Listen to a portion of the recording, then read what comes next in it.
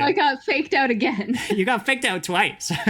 Welcome to Dastardly Hamster, where we try to convert each other to our favorite bands. Mika liked the last NOFX song I showed her, so if she likes this one, then I get to show her a third song by NOFX. Today, we're going to be reacting to Please Play This Song on the Radio. Now, one really cool thing about NOFX, I think anyways, is that they got big without labels, without MTV, without music videos, without radio play, and actually quite aggressively pushed against all of those things. They created their own record label, which they are currently on, and which a lot of other punk bands are on now too. They've never had a music video on MTV. Even though I think some radios have played their songs, they've sort of disincentivized it. They really had a pretty big issue with the music industry in general and just didn't want any part of it and how it worked, which we can go into maybe in a different song because that's not the full focus of this. This is more so just a comedy song.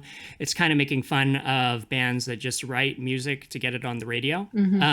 This song, naturally then, is like quite a poppy song. Like, I think it's poppier than a lot of their other songs are, but it's kind of making fun of itself in that way. So what do you... Strong video killed the radio star vibes. You're saying that it's more poppy, so I guess I'm kind of expecting something how like Blink-182 had that video where they're like wearing the Christina Aguilera outfit or whatever. So I'm expecting that, but like musically, kind of like an attempt to write that pop song that they always felt that they could if they wanted to write pop. Right. I'm excited. I'm into it. I like a little bit of self-referential humor, poking fun at pop.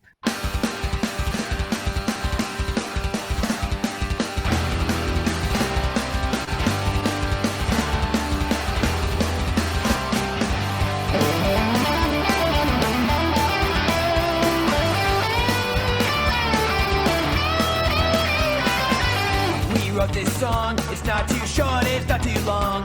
It's got backup vocals in just the right places. It's got a few oohs and ahs, and it takes a little pause just before I sing the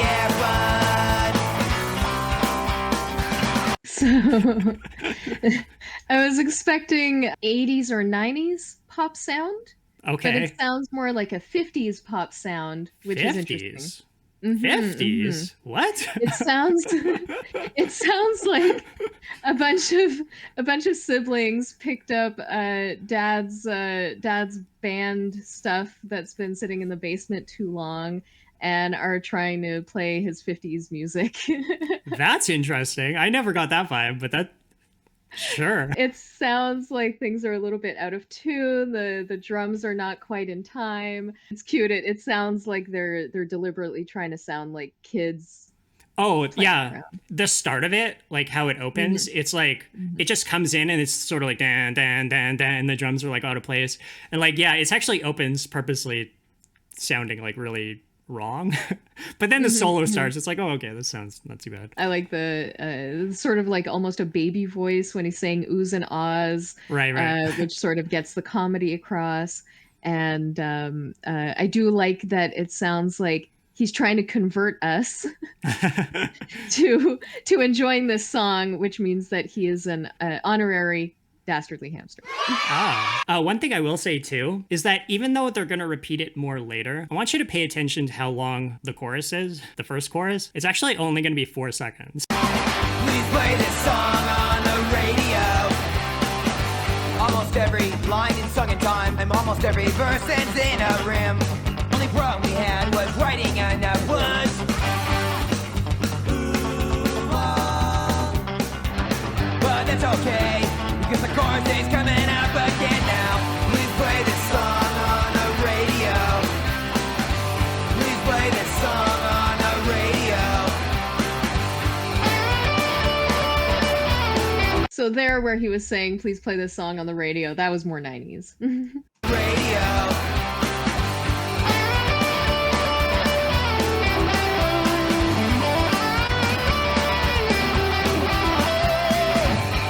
Play this song on the radio.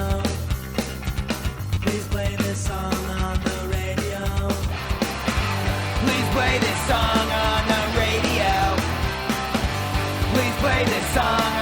radio.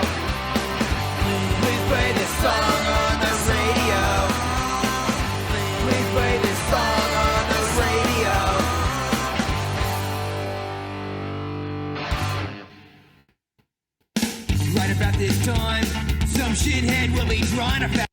It sounded like the end. The only reason I knew that it wasn't the end is because of looking at the lyrics. You saw the lyrics, yeah. It's a fake out.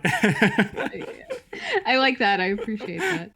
Right about this time, some shithead will be drawing a fat fucking line over the title on the back sleeve.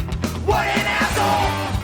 So, Mr. DJ, I hope you already made your segue, or the FCC's gonna take a shit right on your head. You can't play this song on the radio. You can't play this song on the radio.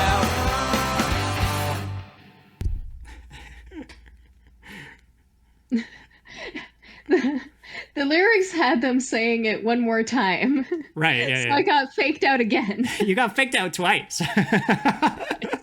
What is it? Fake me out once, shame on you. Fake me out twice, shame on me. Right. I thought that was fun. I really enjoyed that. Okay. That I think was actually a little more lyrically interesting than the last one. Yeah. I do like that sort of, especially the beginning, the self-referential. We wrote this song. It's not too short. It's not too long. It's got backup vocals in just the right places. I think that is really cute and sort of getting that point across of especially at the time, how hard it was to make it. Right. As an artist and to be able to survive off that thing. I was going to say, and when it says that line, it adds the backup vocals. It's kind of funny because it's sort of the opposite messaging of what System of a Down did with their album called Steal This Album. Right. I do think it is kind of interesting when artists use one of their songs to write a message to the record labels that control their future and their possibilities for income. It does feel like punching up, right? Well, I can appreciate that. Sort of. But remember, they don't actually want it played on the radio. I know, but it's a power move. Right. So what do you rate it? I'm also gonna give this a 4 out of 5. Oh, okay. Yeah. That's actually higher than I thought you would give it. I thought you were going to give it a 3. But okay, I'll take that. I legitimately enjoyed it. For me, like because 5 out of 5 is the highest, I do try to reserve that for the best of the best. But Right. This was good. I really had a lot of fun with it, and Okay. I'll happily give it a 4 out of 5 ham stars. Nice. 'Cause it says almost every line is sung in time. And when they say this line, they actually don't sing Almost. They actually don't sing it in time. Like it's Right. actually a little bit offbeat when they sing that line. Yeah. And then the next line is, and every verse ends in a rim. It's just, Right, yeah, I get Yeah. that. and then the only problem we had was writing enough words. And then it's just silent. And it's like, ooh, ah, referencing the previous line, but like it's got a few oohs and ahs. So I like that. Right. And then I like how at the end, you think it's over. So it would have been able to be played on the radio at that point. But then they add additional lines, just like a bunch of curses and stuff that will make it unfriendly for radio play, just to really hammer in their point. So I like that. Yeah, that was good. I'm feeling a lot of the same feelings as when I listened to like songs by Trey Parker and Matt Stone. Just Okay. kind of, to me, inoffensive, just kind of a fun time and just some music with my comedy. And I like that. That's it for us, Ham Stars. Spin your wheel down to that subscribe button. And give us a dastardly thumbs up.